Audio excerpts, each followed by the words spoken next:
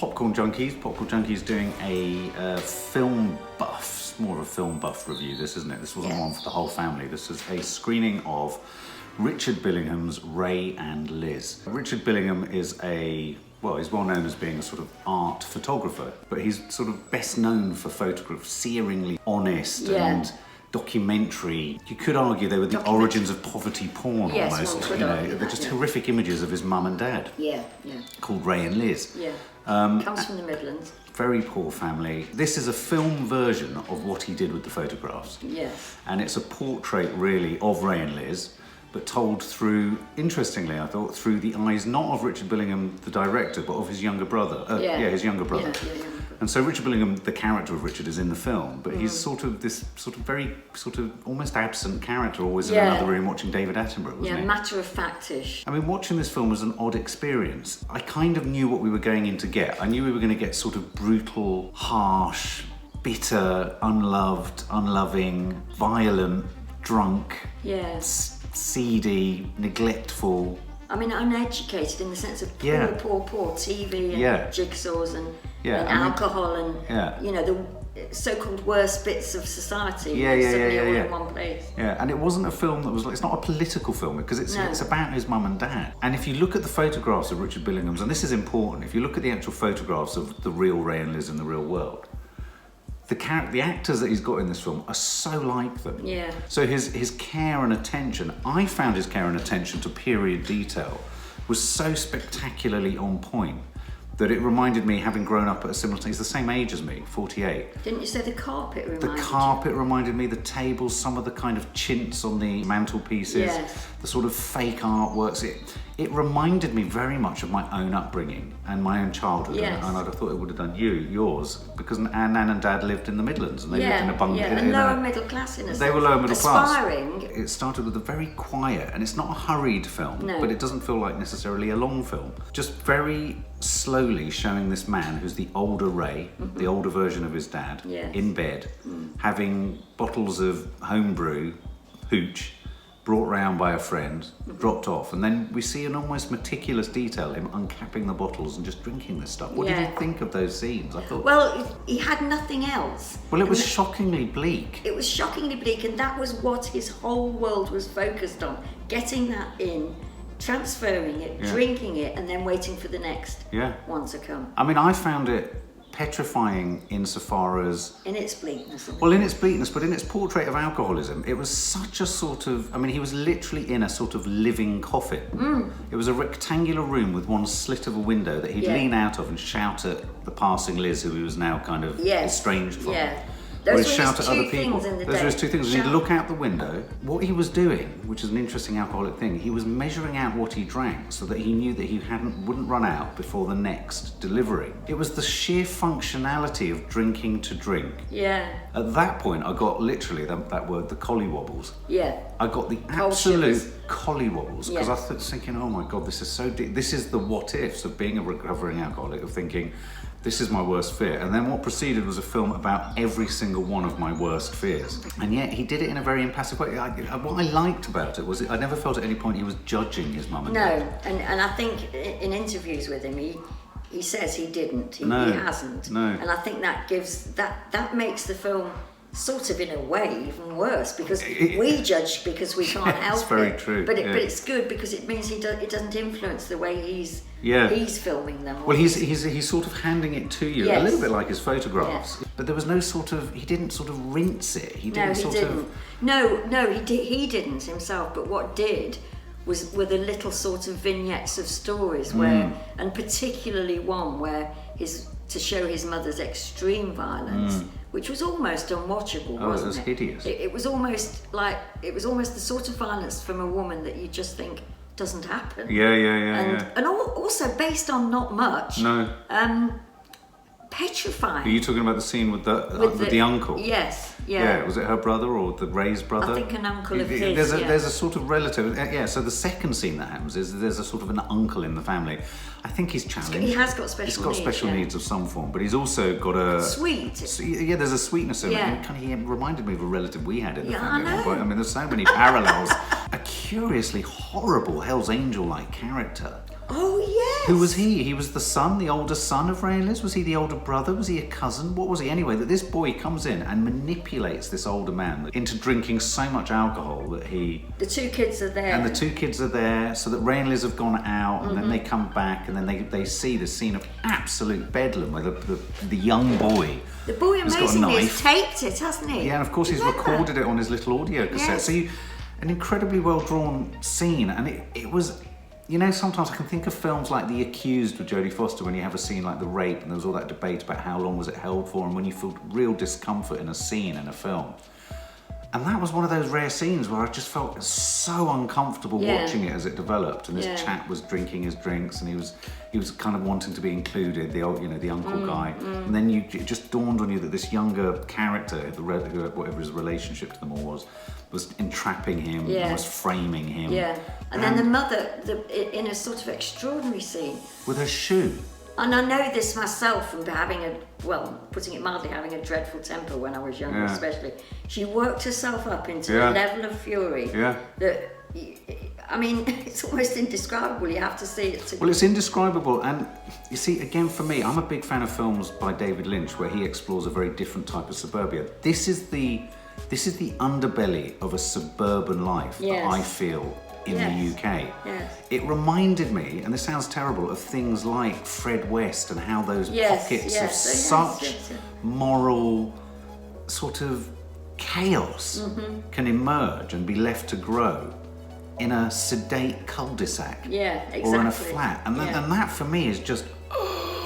You know, and I mean, and the other thing about the woman is in an indomitably sort of frightening woman. What was frightening about it, she was tattooed up and everything like that, but there was an element of fear around her feminine, her matriarchal fury that reminded me of my nan. Yeah. I mean, not that I ever saw anything like that, but there was a latent underbelly of fury. That's so frightening and so unusual to see, as you rightly say, in a woman coming from. And also, I mean, putting it slightly back into the middle is matriarchal is the right word in the sense that women ran the home. Our nan did. Mark's nan did. My mother did. I did up to a point. And we're all sort of strong women who've got a temper. And in that respect, she was playing that out in front of us.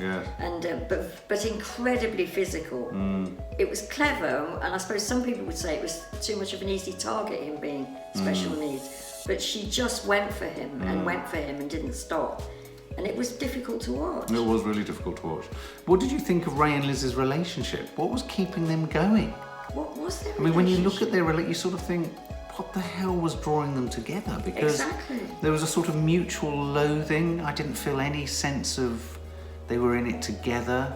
There was is it that codependency of addiction? Because then they move to a different property, don't they? They move from that sort of terraced house into a flat. And the flat was even more bleak than the place before.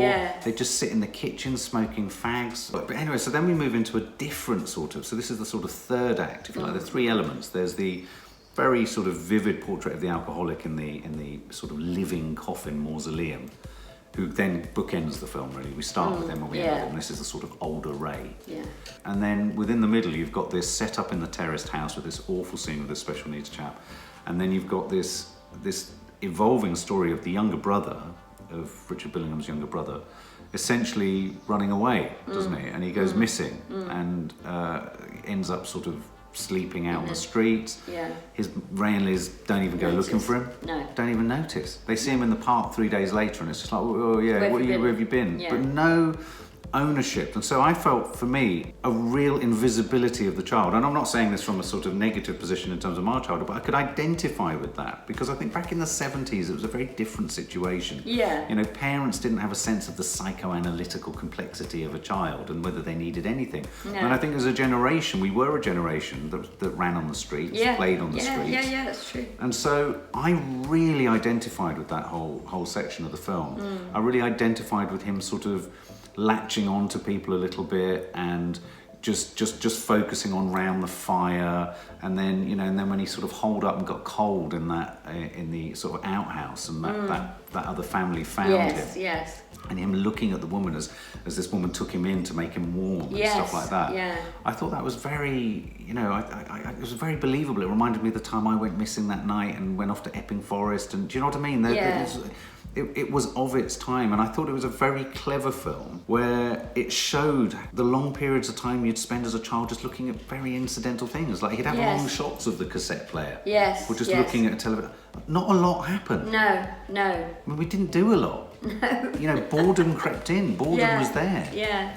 Silence was there, and distraction wasn't much. No. In the way that it is now. It's getting busier and busier. But what did you think of that boy? I thought he was incredibly... Because these sort of incredibly neglectful, I suppose you could say, and dramatically violent things were happening around him, but he didn't seem to take them personally. And neither did the older brother. The older brother just kept functioning in the other room, didn't he? Getting on with schoolwork. It didn't affect him. You know, when I think back to my childhood, and you can look back at it through the lens of now and go, my God, I was very happy. You know, you're very happy. Yeah. And I think any child, whatever's dealt them, will make of it what they will. Yeah, absolutely. Yeah. So I like the way in which, you know, from the point of view of the boy, again, it wasn't poor him, and again, it wasn't also, you know, there's a foster moment, and when the fostering moment, they suggest that he's put up for adoption or taken out of the family.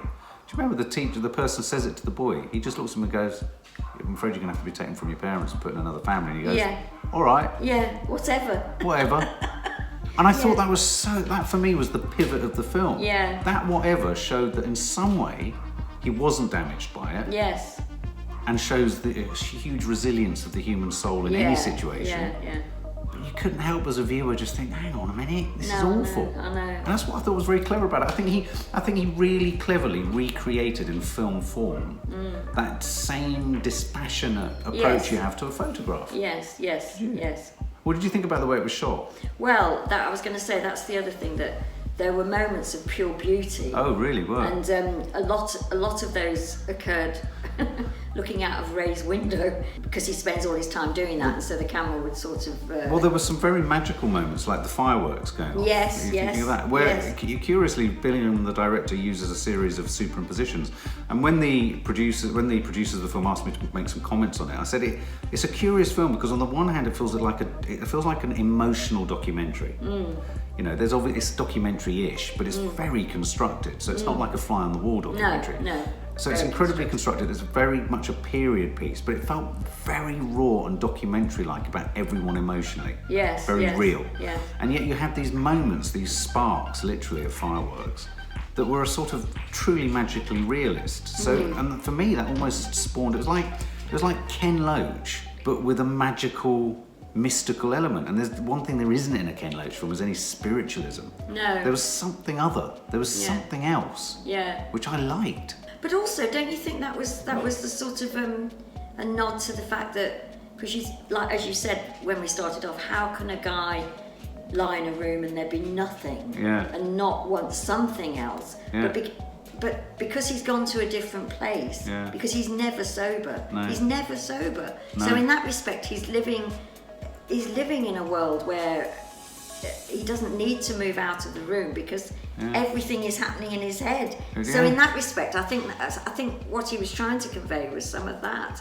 He reminded me of Anne Nan, who sadly died last year, who was herself sort of confined to a room. She didn't have the alcohol, but I thought that sense of being in a room and never leaving it just seemed it seemed sort of frightening, and yet sort of you gave up on life, and yet you didn't give up on life, and yet your brain would be spiraling. So there was there were moments of real magic, of visual experimentation in there, which I wasn't expecting at all. No. He talks a bit as well about how he wanted to film it on film because he thinks old surfaces lend themselves. Wasn't that interesting? That's really fascinating, and I know what he means. That he's doing a project at the moment on homelessness, and he says digital suits today. Yes. And yet he said the surfaces of things we had in the 70s and 80s suit film, and I thought that was really interesting. Yeah, because he's right. Wallpaper. We don't really have wallpaper anymore, do we? All those things that have a little bit of. Could you tell it was on film? Oh, absolutely. Yeah. It has that sort of. It has what I call an organic sort of. Yes. It's alive. Film is alive. Knowing what it, So okay. Well, let's sum up because I thought it was an interesting. I'm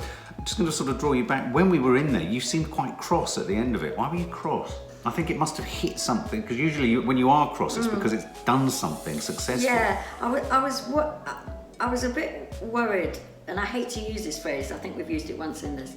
That this whole poverty porn thing that he And poverty porn, just to explain, is where, Yes. you know, sort of filmmakers, documentary filmmakers are They sort revel of in just the- revel in the awfulness of a situation. Yeah, I was a bit worried that that's what we just done. Yeah, right. And it sort of. 'Cause it was relentless. It was relentless. It wasn't a cheery watch. And especially to do with the woman, I think. Yeah. I didn't feel that with him, the dad, because Richard Billingham gives us this long extended scene at the end, which is so moving, where nothing happens, but suddenly you sort of are taken, I feel, almost to the point of death with him. Yeah. And then, I mean, it's astonishing, but no, I just sort of, I suppose I felt angry that I've seen his photographs and they used to make me angry, in the sense that, are you displaying what exactly? But maybe your fury, I hear what you're saying, maybe your fury is what I'm describing. Maybe it's, I know what you mean, you kind of want to shake him a bit. It's like, are you aware of what's going on here? Yeah. And maybe what was annoying or difficult or challenging about the film, and I think it's quite clever, is it clever? I'd like to know what you think if you see it, is that he does just present it. And leaves it to you, because maybe for him it wasn't trauma. No, well, I think he does say that, doesn't he, in interviews? That it wasn't. He just took it with a, you know. Yeah, it just was what it was. Yeah. Which then you think, well, then why are you taking photographs about it? But also, there's a sort of there's something wrong with it. And they used this a lot when his photographs came out. They say the alcoholic father and the violent mother. And I take exception to that, because violence isn't the same as alcoholism. It's a choice. And to describe somebody as a violent mother and leave it there seems to me a dereliction of duty from somebody. That's all I mean. I couldn't work out. I mean, of the two actors, I much preferred the younger guy who played Ray and the older guy who played Ray. I thought they were very good. I preferred the older Liz. I did actually thought the younger Liz, there was something not quite there for me. I mean, she was incredibly powerful. She had a huge screen presence, literally and sort of metaphorically. Petrifyingly. But there was something that wasn't quite ringing true for me. But I really liked the way, I mean, I remember being looked after by people when I was a child. I remember that strong, indomitable woman. The idea of a woman at a table with her legs under the table and making something or doing something, or smoking a fag. I mean, fags were being smoked all over the place. And, you know, so I thought it was very clever, that knee-high view of the world. Yes, you know, the actually. knee-high view, the low to the ground. You know, I think of the early memories I had as a child, they all evolve around carpet. Because I remember playing on the carpet. Absolutely. Exactly. And the shoes that people wore, and the carpets in suburban houses, the carpets on carpets. You know, all that sort of layering. I thought it was very, very, very accurate, very relatable.